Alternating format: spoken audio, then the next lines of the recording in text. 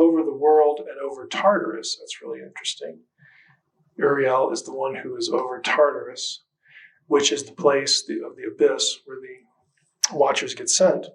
And here we have a reference to Gabriel, one of the holy angels who is over paradise and over the serpents and the cherubim. So this appears to separate the categories. Maybe they are.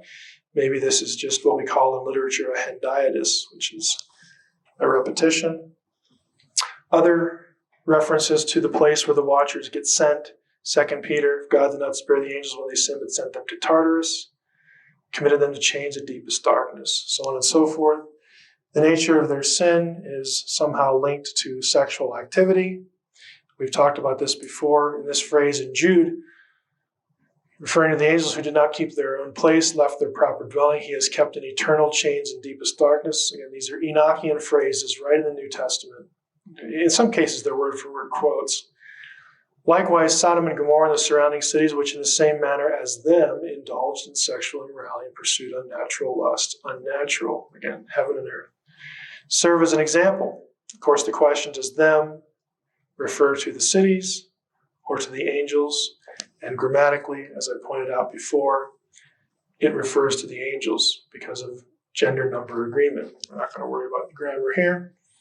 Let's add something else to make the mix a little more interesting. So you've got watchers that are bound in the abyss, in Tartarus, this place with deep, dark chains and all that stuff.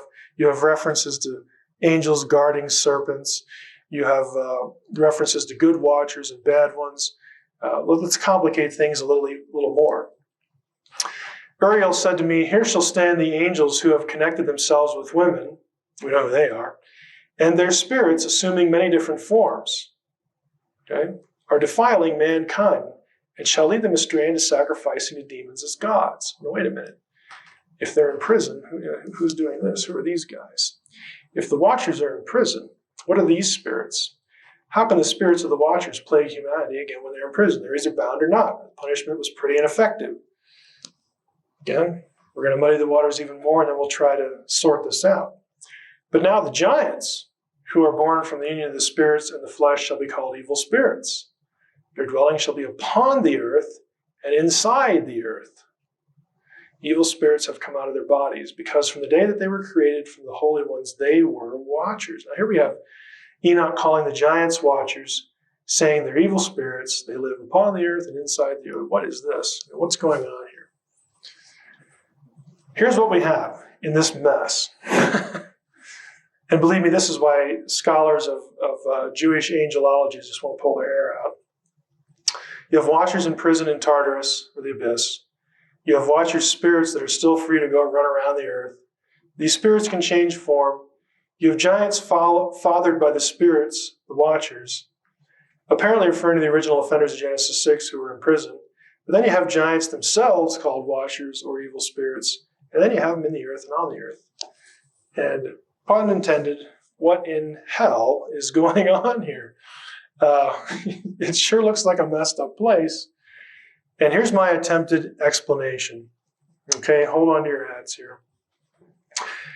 The original watchers who committed the sin of Genesis 6 are in prison according to all these texts. All the traditions, including the Greek Titan story, puts them there until the end times. Okay, that's one group.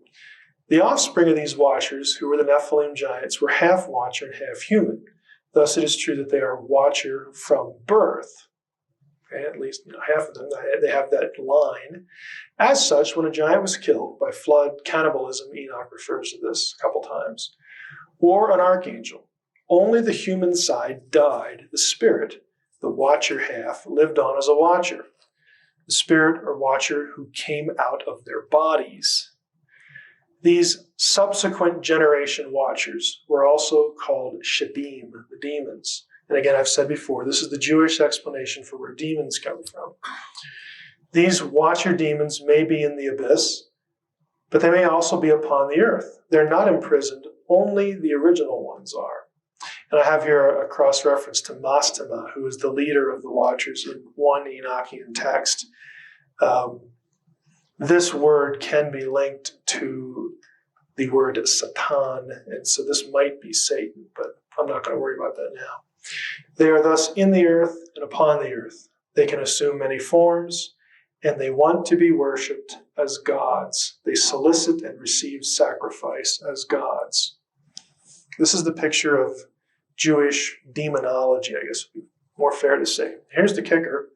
Again, one fragmentary text from Qumran, 4Q Amram, manuscript B, tells us that watchers had a serpentine appearance.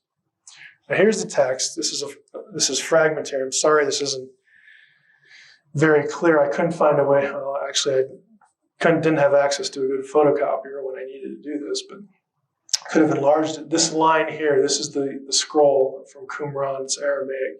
You see the edge here where it was rolled up. Yeah, this line here, the text is describing watchers. And let me just give you the context. Amram, who is the father of Moses. Now, we don't know from the text whether this is the father of Moses or just another guy named Amram. He sees two watchers fighting essentially over his body, over his person, whether either before death or after death, or this is part of the death process. Like, where are you going to go? Who's going to rule over you? And he has two watchers, and one of them says to him, who do you want? Which one of us do you want to rule over you? That's significant because in the New Testament, there's actually a passage where Satan and Michael are fighting over the body of Moses. Okay, it's a different situation there. People have wondered if this relates to that passage, that odd passage. But this line says that one of the watchers, his appearance was fearsome like a serpent. And this line down here says, again, in his appearance, he was, read it here, he was like an asp. An asp, of course, is a different kind of serpent.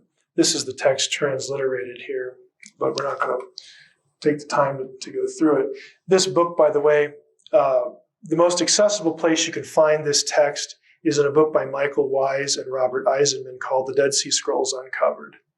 Okay, it has a nice little couple paragraph write-up on it. Problems.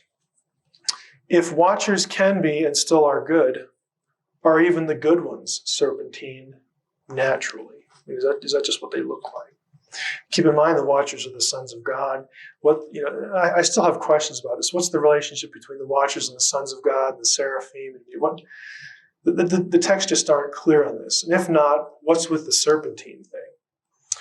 1 Enoch 20 distinguishes the original watchers in the abyss or Tartarus from the serpents. We saw this text. Okay, so there may be a distinction here. However, it's obvious that the fallen Nakash is serpentine and that he rules in the earth, the arts, where the watcher demons operate.